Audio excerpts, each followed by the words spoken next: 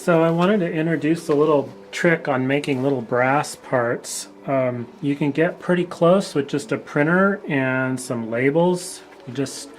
I use this Avery package label, 8126, gives you 2 huge labels per sheet. So you print out what you want to cut out onto a label stock, and then you check the dimension because your printer may have scaled it. So you want to print a dimension or check a dimension there. That's pretty easy. You go ahead, you stick the label on a piece of brass, and then you just cut at the lines. For the external lines, you use big shears, and I will attempt to demonstrate that. It's good to be able to see on the bottom blade can kind of underscore what you're trying to see. If it's the other way around, it can be kind of difficult. Now I can't get too close. I can't make a sharp radius turn on these shears. Some shears you probably can make a tighter corner. These shears are for cutting flats. So then I've got this guy. I've cut fairly close to the outline. Then use this nibbling tool. These are about $10 at Fry's, or I suppose you can order them online somewhere. I don't know if this even has a model name or brand name on it. It just says Taiwan. One caution about these is this little joint in here is just great for these little fat parts of your hands, and it really hurts. So, try to cut the metal more than your hands with it. But it's got this little movable punch and a little square die, so it cuts a little rectangular notch out. And you can just, nibble away until you get pretty close, but not all the way to the line. You can cut up to a flat line. You can't cut to a curved line with these.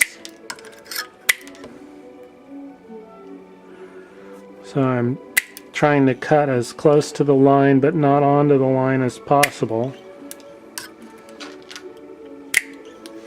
Okay, I'm going to cut a bunch.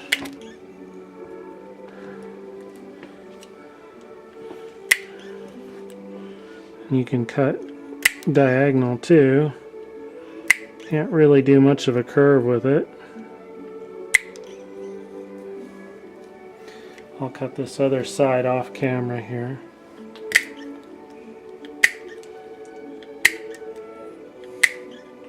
Probably get in there with the scissors. If you're really doing a lot of this, they make different shears to cut different angles. There's a left hand cutting shears and a right hand cutting shears and a straight shears.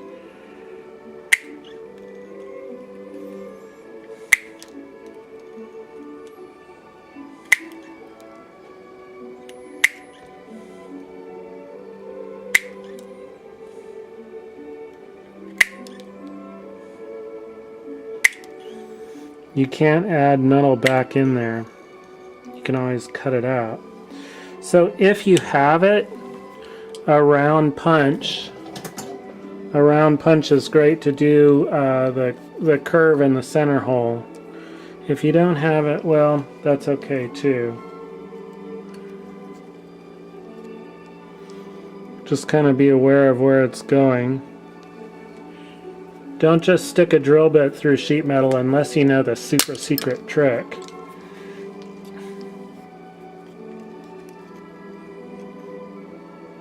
You're not really supposed to nibble with round punches, but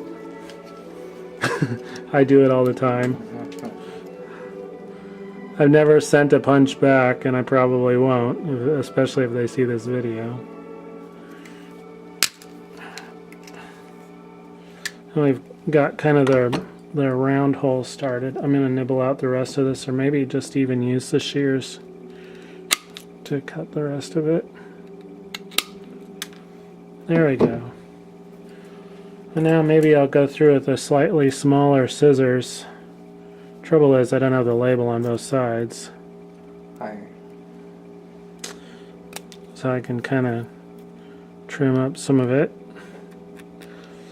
These are electrician scissors. They almost work on this, but not quite. Be careful with the shears in your hands. Okay, so now I've got a part that's, you know, it kind of looks like what it's supposed to look like, but it's all kind of hairy. And I've still got the lines left on the label. So what I do is I stick this in my vise here so that just the top of the metal and the line is exposed. So I have a lot of support on that. Then I take a file. I like Nicholson files or Simmons files if you can get them. Try not to get really super cheap files. And I carefully go along this until you either hit the line or manage to split the line. I like to leave the line, at least part of the line, so I can see, you know, what I've done. You can do external corners with the file.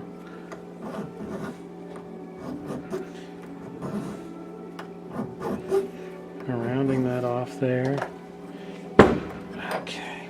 This is a nice little vise. It's got smooth jaws. If you don't have a smooth jaw vise, you're going to need to get two little smooth pieces of metal and clamp your part that you're working on between the smooth piece of metal.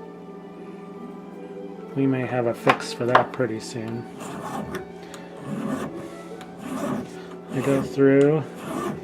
Make kind of nice long strokes with the file so you're using the whole thing. You don't want to do too much seesawing back and forth.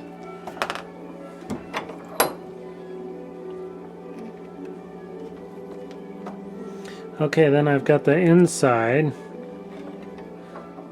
So I'm going to do what I can with the flat file on the inside.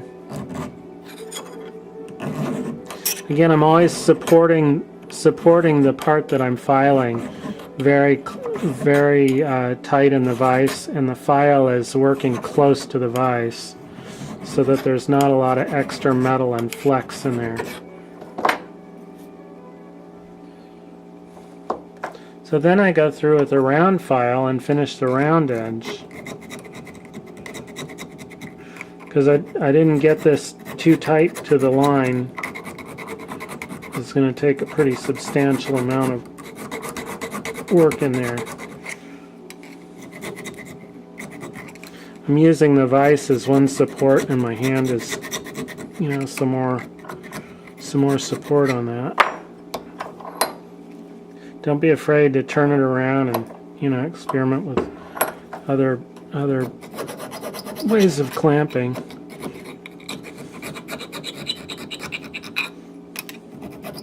So you just kind of keep patiently working until you're real close to that line. If you want to get crazy with it, you can use like 220 grit silicon carbide sandpaper to get a final edge on it.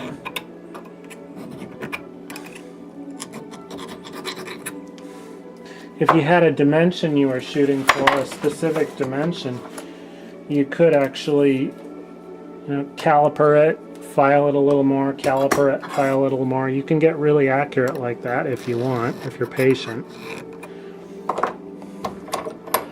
So that's pretty close. I'm going to get down to this line with a flat file.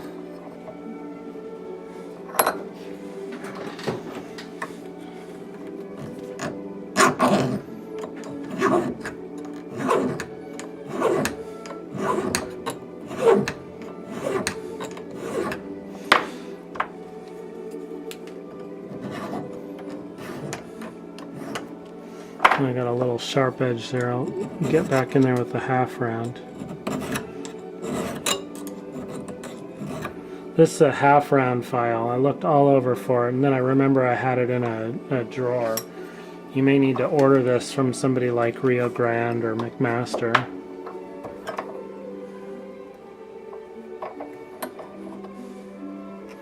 Get to the other one. If this is fitting on a specific bolt, the critical dimension is this width dimension on the slot.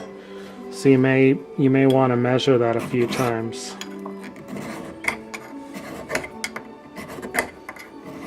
Or you can just trust the lines that you printed out on paper. Or better yet, if you have the actual bolt,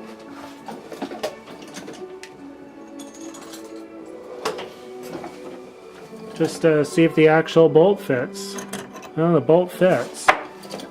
This will do 3/8 and M10. M10's a little bit bigger than 3/8. So here's where that half round file comes in again. I got this internal radius here. The half round does a good job on that. I think better than the full round. Because if you look, this would be a huge full round file. I mean, that would be a gigantic cylinder of very hard file steel that they would have sold me. The half round has that same large radius. You can also get little riffler files. These are really cheap at hobby shops. They'll work also. Might take a little longer.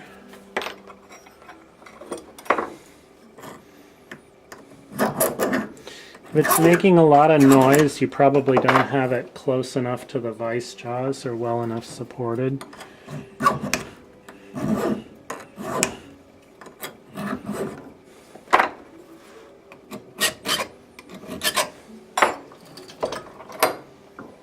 Okay, so I got this side just about right.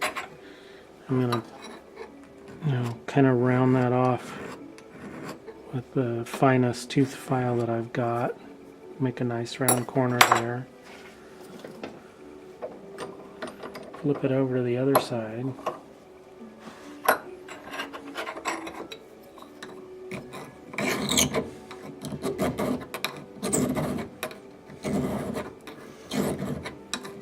Kind of supporting this with my hand and the vise. Cutting metal is really about clamping and support. Once you have something that's harder than the metal you're trying to cut, all you need to do then is support what you're trying to cut really well, and you can do it.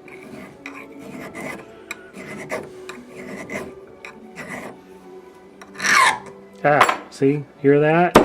That means that it's too far away from any support. It's chattering. Still chattering a little bit, but it's working. Here we go.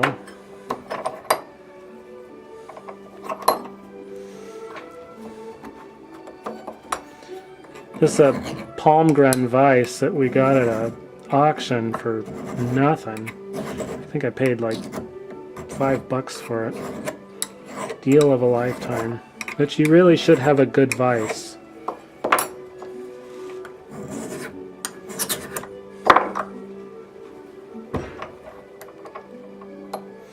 This vise is heavy enough I can just set it on my bench here and it won't move around too much. Actually use it in the drill press most of the time. So that's pretty close. And you can get as crazy as you want in terms of precision. But we can stop there. I might want to round these edges. Sometimes it's easier to see how it really looks by looking at the back side. I'm just going to take and lightly round them so I don't have any sharp, nasty sharp edges. These inside ones are a little bit of a trick.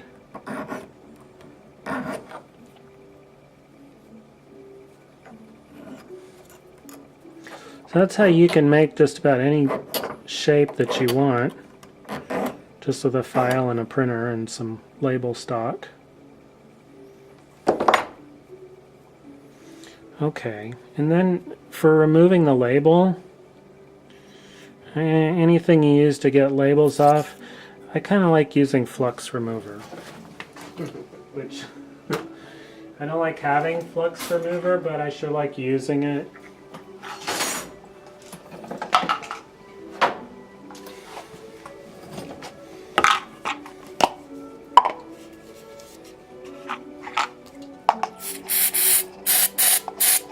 It's America, right? You can buy nasty stuff in a spray can.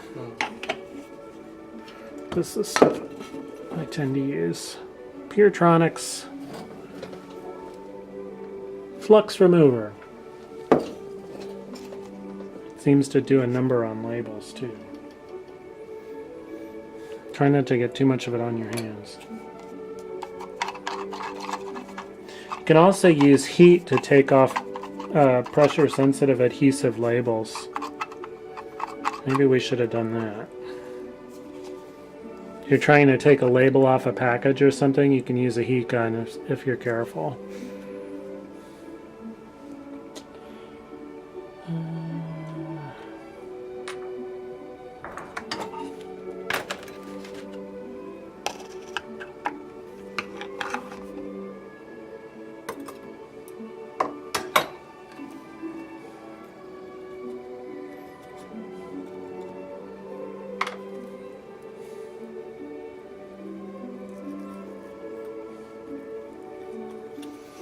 Yeah, that label's just done for, and I'm not allowed to bite my fingernails for a while. Oh, there's a real sharp edge right there. I don't know if you can see it too well on the camera. Right there, it's going to catch on my hand. I'm going to file that a little more. Use the flat side to do outside corners. The round side's really for inside corners.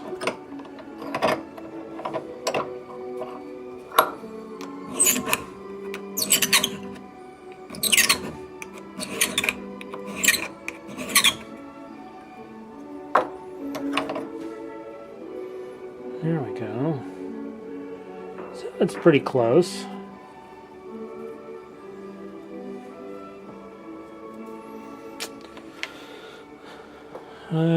And some IPA and a paper towel here.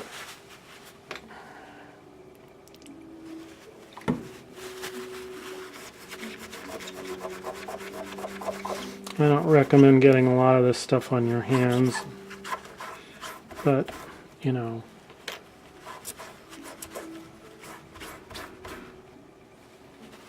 especially don't like getting powerful surfactants on my hands anymore.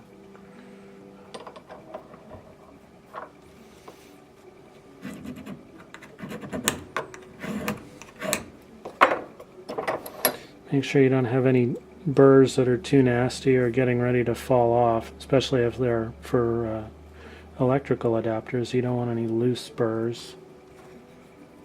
Loose burrs can fall off at the worst possible time. That's where you might go through with the 220 grit sandpaper. I got some Scotch-Brite here. That'll help. Scotch-Brite's really wonderful stuff. It's actually an abrasive embedded in plastic.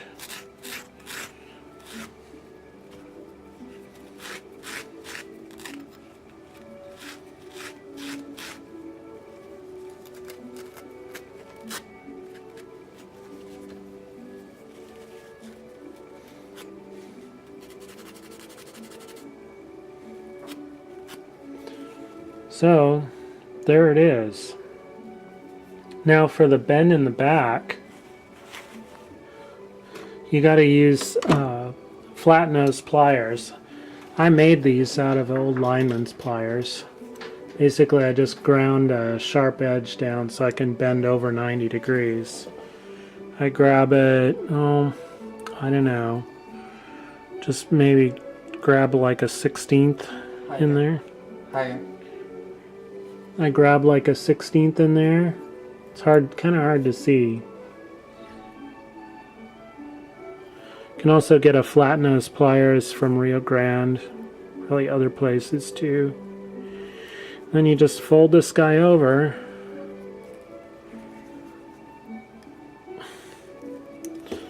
So this bend isn't all the way at 90, you know.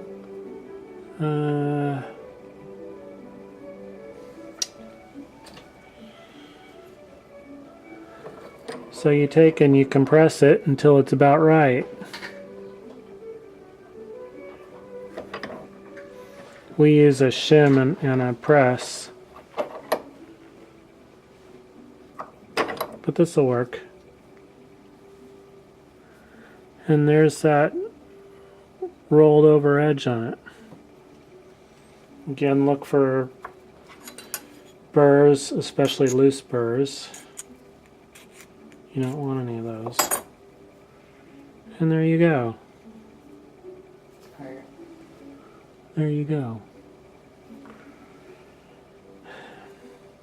So I really try to wash up my hands and try to keep the work area clean too of this brass dust, because I don't think it's super healthy. The 260 brass isn't supposed to have much lead in it, but I don't think you want it in your eyes or anything.